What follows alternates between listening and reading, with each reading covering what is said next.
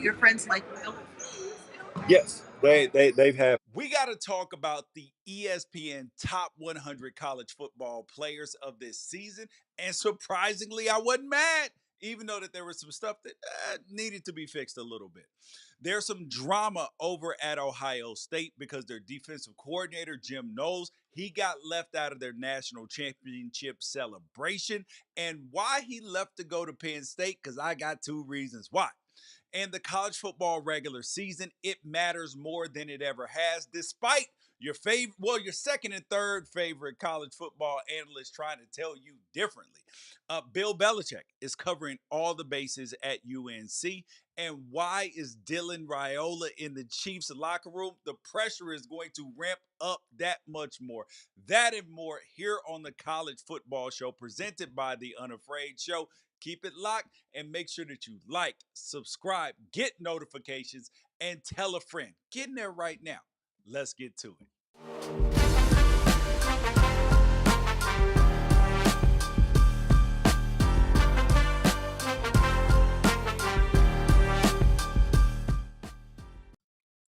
Before we get into the top 100, we got to start with the drama because Ohio State literally just won a national championship and then found a way to already have some drama going on this offseason because their defensive coordinator, Jim Knowles, who has been there for the last couple of seasons, he left and is now the defensive coordinator over at Penn State. And everybody's like, why would he do this? Now, granted, part of it was for the money, 3 years, like over $9 million, the highest paid coordinator in all of college football by at least $350,000. But those aren't the two reasons why he left. I believe that he left for two reasons. Number one, I believe that it is the easiest path to head coach that he can see of like a major program because you have had James Franklin flirting with leaving, flirting with the NFL, flirting with other opportunities all the time. So, and he's a Pennsylvania guy who has never coached in Pennsylvania. And we already know Ryan Day, now that he's won a national championship, there is no chance in hell he's leaving Ohio State. He loves Ohio State, like down to his core in his entire bones. So staying at Ohio State wasn't going to get you there. But over at Penn State, you might have a different level of opportunity. And with James Franklin, if he decides to leave, and you don't know what them private conversations are like, because I've heard some of them, and there are some of your favorite college football coaches that if they get a chance to go in the NFL, they're gone. The problem, and people are like, all these coaches are going to leave. No, they're not going to leave.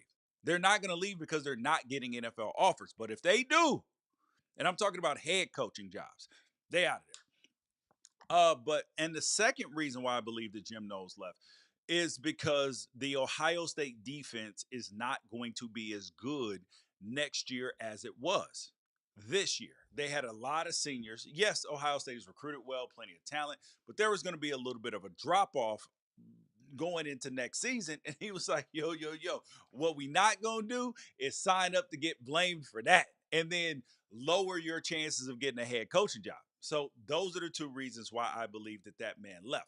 But I will tell you this, because it was according to Brett McMurphy that Ohio State asked Knowles not to attend the national championship celebration. I'm like, what? The man that literally is responsible for you winning a national championship. You leave him out of the celebration. He hadn't even taken the Penn State job yet. And you're going to leave him out. I think that that is nasty work. I think it's dirty because we see people celebrate with the teams all the time. Like there are players who either have or are going to go in the transfer portal that played for teams in the college football playoff. What are we doing here?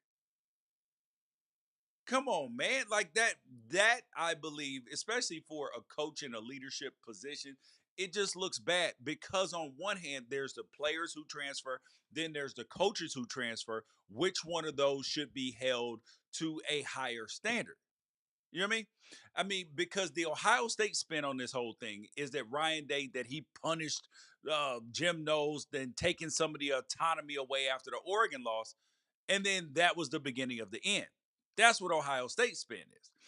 But then at another Ohio State faction, they believe that Knowles, that him establishing dominance and ownership over the defense, despite the protests and his riff with the D line coach Larry Johnson, is actually what won them the national championship. But the funny part is, Jim Knowles clearly doesn't have any hard feelings because he was just asked about Ryan Day, and there is no there's not a single coach that I've ever read that has spoken more highly of their head coach than Jim Knowles did of Ryan Day. Nobody, he protects the team. He insulates everybody. He loves this place. He wants to be here. This is where his heart is at. He's a good man, like everything in between. So if you're going to do that, even after, that means that he didn't believe that this was a Ryan Day issue. He felt like this was an Ohio State issue. And you guys hop in the comments. Do you think that that was wrong or right for Ohio State to leave him out of the national championship celebration while he was debating whether he was going to leave or stay, and they were in contract negotiations? Because Chip Kelly, he may be leaving as well, but he was invited. I'm just saying, something a little bit weird going on there. And then that leads us to the next topic of conversation, which is, how should we feel? Because players get criticized by the media, they get demonized by fans when they choose to hop in the transfer portal for whatever reason that they're hopping in. They get talked about and told that they're disloyal, they're just leaving for the money and whatever. So how do you square that when coaches leave from great situations? So Jim Knowles, making $2 million at Ohio State, leaves to go to Penn State for 3.1 average over the life of the contract, 3 years. Now Ohio State would have knew that they were probably gonna have to give him a raise. They may have been up to like 2.5. He was like, nah. So how are we supposed to look at this? Because I believe that the same energy needs to be kept for players as it is for coaches. Because if we're going to give coaches the pass for saying, "Oh man, they're just doing what's right for their family, they're just making the best decision for them professionally," why aren't the players given that same grace when these are between 17 and 22-year-olds for the most part? And we're giving 30, 40, 50-year-old men passes. Why is that? Shouldn't the older people be held to a higher standard? And I've tried to explain to people that it's actually coach. And mind you, this is not saying that coaches are bad or anything like that, because I have a lot of friends who are coaches and I understand it. Everybody's looking for economic stability. That means you want to get paid good money. They want to be somewhere geographically desirable for them in their life. Like if you're a Midwest person, you might want to be there close to your family. If you're a West Coast, you may want to be close. Like whatever geographic desirability looks like that to you. And you want to be have opportunities at your job. Like you want to have an upward trajectory and you want to have a good job. Like all of those things, everybody's looking for that. The players are looking for that on some level, but the coaches, with their instability, started it, and the necessity and the players' desire to want to have that freedom and flexibility as well. So, because when you have a coach, and this happened after my freshman year, I believe, at the University of Oregon, my tight end coach, Coach Oz, who I still talk to today, have a good relationship with, he leaves and goes to Arizona State. So how do you think that I felt as a player? This man recruited me, sold me, got me to buy in on what he was doing and on what he was selling. I go up there because I'm going to be under the Coach Oz tutelage, who's gotten other players, tight ends, to go to the NFL, and then he ups and bounces early in my career. How do you think I felt about that? Not very good, right? So if the transfer portal had been available, I may have hopped in it to go with him because I was in with his coaching. Or I may have, because the next guy who came in might not have been feeling me like that. Good thing he was. But that's the point, is that he bounces. I feel some type of way. I feel like my situation is unstable, and maybe I need to look for greener pastures. Now, that's not. I'm not in the camp that this is always the right idea for players or anything like that, but you have to see it from that lens. So when coaches, and I mean, Coach Peterson, before he went to Boise State, where do you think he was? At Oregon. Coach Greatwood, who went to other places. Coach Gregory, who went to UW and other places. Like, all of these guys were on staff, and then they leave. There's no demonizing them for it, so why should we demonize the players for it? Just saying. That's something that we need to think about and consider how we look at it. But, fans get hurt, and hurt people hurt people. All right. Now we got to talk about the ESPN postseason top 20. Oh, well, sorry, excuse me. Now we got to talk about the way we can be clear. The ESPN postseason top 100 players of the year.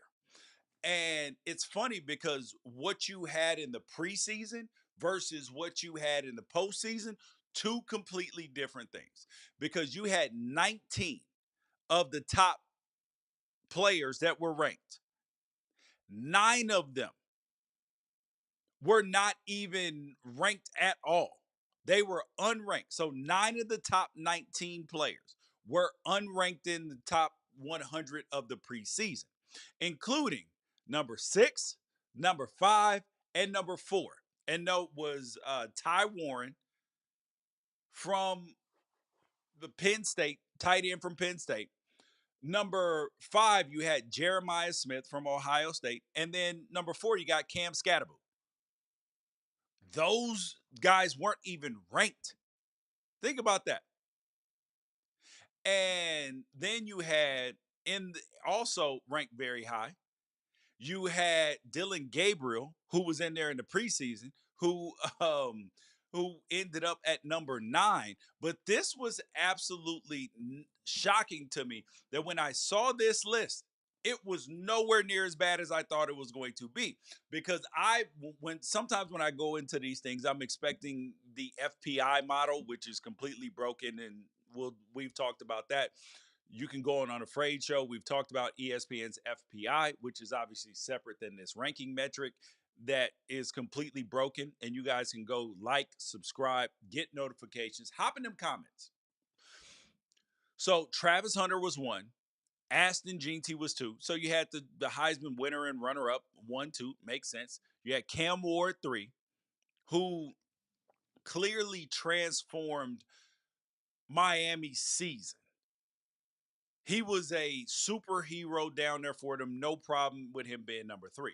Cam Scatterbo at 4. Loved it. He finally got some of the love and appreciation that he deserved for carrying that team. You had Jeremiah Smith at 5. Now, he didn't have the most impressive receiving stats in the whole country. Like, he wasn't number 1 or 2 in the country. But the dude was electric. That's what he was. He was a difference maker. 76 catches, 1,300 yards, and 15 touchdowns, and came in the preseason unranked. Now, to go backwards, though, Travis Hunter preseason ranking was 3, and Aston Jeanty was number 25. Good there. And like I told you already, Cam Scatterbo, Jeremiah Smith, and number 6, Tyler Warren were completely unranked, and the dude caught 101 catches. Oof. Number 7, Kelvin Banks from Texas, who's going to be a top first round pick this year. And he had a preseason rank of 9, so he excelled that. Abdul Carter from Penn State, preseason ranking 20, ended up at 8. Dillon Gabriel started at 16, ended up at number 9 because he clearly helped Oregon's season. And then you had Kyle Kennard from South Carolina at number 10. And he started out the season unranked. Now, here is where some of the things, like the controversial things, lie. So you had Nick Nash, the wide receiver from San Jose State, And he had a good season.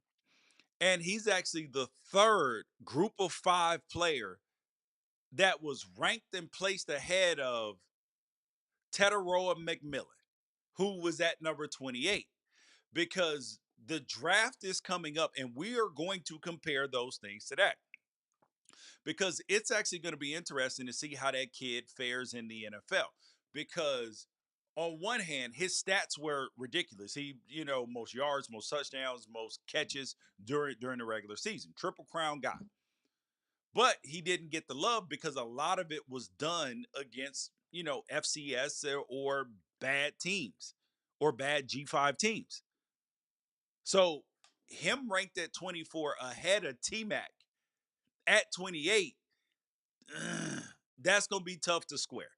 I'm going to tell you, unless he goes in the NFL and kills it, because these rankings, when you look at the rankings, these players are like the players that were most impactful this season, like Mason Graham at Michigan. Big impact because they don't beat Ohio State without him. Number 12, you had another FCS player. You had Harold Fannin Jr., tight end out of Bowling Green, 117 receptions, 10 touchdowns, 1,500 yards, preseason unranked. And this goes to go show you, too, how the preseason and the postseason shake out. Just like the preseason rankings, you have players that you have teams that are ranked very high and then they fall down lower. So I actually love this ranking. Now, here is one that is going to rub people the wrong way. Jalen Milroe was unranked at the end of the season. And I was like, I'm actually not mad at that. Not mad at it at all because Alabama completely underwhelmed this season. And there were times where he was good, but he didn't play superhero ball. Now, do I believe he's probably one of the best 100 college football players this year? Yes, probably. But the way that his performance turned out, it just didn't line up in that vein. But I will say the most underrated in the ESPN Top 100 postseason was number 69, Diego Pavia. And for some reason, I feel like it's appropriate that he was number 69, like just something that a spectacle at that point. All you need to do is ask Alabama and ask Auburn about Diego Pavia. Now, yes, at number 69, he was recognized, but you have to think about the impact that him and Vanderbilt had on college football this year. They were no longer the bottom cellar dwellers of the SEC. They beat Alabama for the first time in 40 years. This is not just a layup. And Diego Pavia was the catalyst for that. And obviously their coach Clark Lee. But come on, man. The man needed to be higher in terms of what his impact was. And here is where another player that he still ended up ranked, but think about this. Expectations can be an image killer. Because you had James Pierce Jr., the kid from Tennessee. He was number one in the preseason top 100. And his 18.7% pressure rate was second best amongst all defenders in FBS this year. And he finished the season ranked number 41. That lets you know that expectations, when they don't necessarily match, when expectations are so high, and even when you play at the level that you would have expected, when you have the Jeremiah Smiths pop up, you have the other teams pop up, the other players pop up that were not expected. Now, that for some reason feels more grandiose. Now, here is one thing that I did agree with. Will Howard, quarterback for Ohio State, he finished 20 spots behind Kyle McCord. So we got 57 and 37. Loved it. The reason why I love this is because Kyle McCord was a better quarterback than Will Howard this year. And I do believe that even though Ohio State won the national championship, that the team would have been better off. They probably would have gone undefeated with Kyle McCord as their quarterback instead of Will Howard. Not saying the kid is bad, but one kid is better. That's not a diss to Will Howard. That's just a compliment to Kyle McCord. But the cool part was that you ended up with four freshmen on this list. Lenoris Sellers out of South Carolina, who we can't wait to watch him next season. You had Sam Levitt out of Arizona State, who preseason hype going into next year is crazy. Crazy. I mean, I think it's too much. And we'll talk about that on a later date. You got Ryan Williams from Alabama, the 17-year-old wide receiver. Yeah, I don't think he'll be 17 next season, so maybe he'll just be the 18-year-old wide receiver. And then you had Jeremiah Smith. So, did you guys like the list? I'll put a tag to it down there so you guys can see it in the description. So, make sure that you guys check it out. Next thing up, does the regular season still matter? That's the question. Because your second and third favorite college football media people, they will tell you that it doesn't matter as much. Oh, the regular season, it's watered down now and all of that. Wrong. Wrong. They are looking at this from the complete wrong lens. Actually, more games matter than have ever mattered. Now, where they are right is that games like the big game, Michigan, Ohio State, the Iron Bowl, Alabama, Auburn, losing that game now will not tank your season if you've done enough work up front. Like you will still make the college football playoff. You can They are completely wrong. Is that those games, the magnitude and the impact of those games, where if you lose them, you don't go to the conference championship or anything, that part they are right about. However, more games matter because the conference championship races without the divisions have been heated and they are not even heated. Only one team, I believe, had clinched going in of the Power Four conferences, had clinched going into the last week of the season, and that was Oregon. That was it. So we couldn't definitively say who was playing in the Big Ten championship, who was playing in the SEC championship, the ACC championship. Oh wait, hold up. SMU was in that category too. So you you couldn't definitively say who was going to play in it. So that means that damn near every game in the conference mattered at the end of the season. And that's not what would have typically happened. In the a normal set of world, in the 4-team playoff, you really only had like 6 or 7 teams going into the last week of the season that even had an iota of a chance to make the college football playoff. That's the difference. So Tennessee Vandy at the end of the season actually mattered, even though Tennessee couldn't go to the SEC championship. Minnesota Penn State mattered. Clemson Pitt mattered. BYU Arizona State mattered. Georgia Tech Georgia actually mattered. Not just the teams that were ranked from 1 to 6 in the last couple weeks of the season. No, because those buys were on the line and everything else. So do not, if you love college football like we do here on Unafraid Show, don't sit here and let these people bait you and try to tell you that the regular season was not as important and that the 12-team playoff and that 4 was the answer. They just want to be right about 4. 4 was never the right answer. Expansion was always the right answer. I was an 8-team playoff guy, but the 12 I'm not mad at. I think that 16 is the answer only because I don't like buys. I do not believe anybody should be getting buys. And we saw the buy problem this year. Just saying. Told y'all that this was the problem that we were going to have. Next thing up, I want to give Bill Belichick a shout out. Bill Belichick a shout out because I'm assuming that this is because of him and him leaving no stone unturned that Keenan Memorial Stadium, which has had synthetic turf since 2020. So Keenan Memorial Stadium, synthetic turf since 2020, that they switched from natural grass after Mike Brown was hired. And now their athletic director, Bubba Cunningham, he actually gave credit to Bill Belichick for that because the Patriots played on turf from 2006 on, and he probably didn't want it there.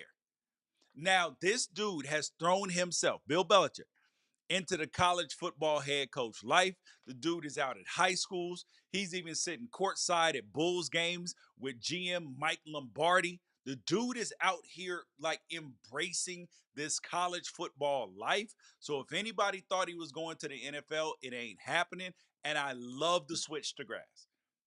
And North Carolina is a state that you can support it, that you are not going to end up with sloppy fields.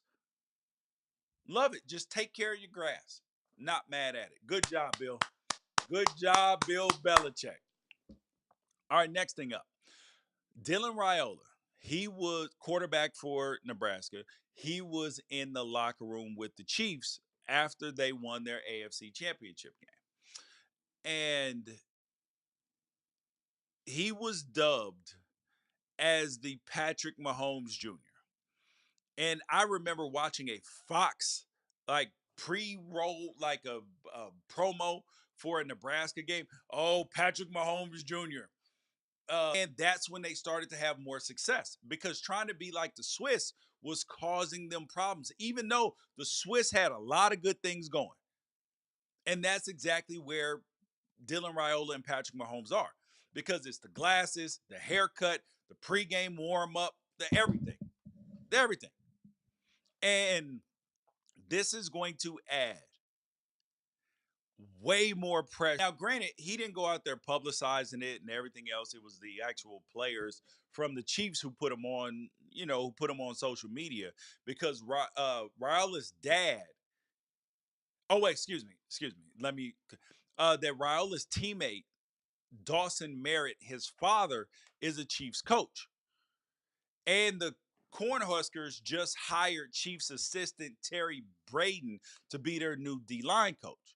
So this is something that I'm going to watch because the pressure is going to ramp up even more if he allows himself to be pigeonholed into the Dylan Raiola, I'm sorry, into the Patrick Mahomes model.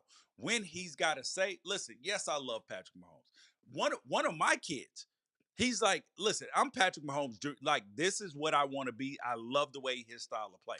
Nothing wrong with that. But you got to stand in your own shoes, man. And I would tell the kid that myself, I like him, I like his dad, good folks. That's something that we got to talk about. But you guys, though, we still Unafraid show here on YouTube, on X, or wherever you watch it. Make sure you like, subscribe, get notifications, tell a friend about the show. Peace out. Catch you guys later.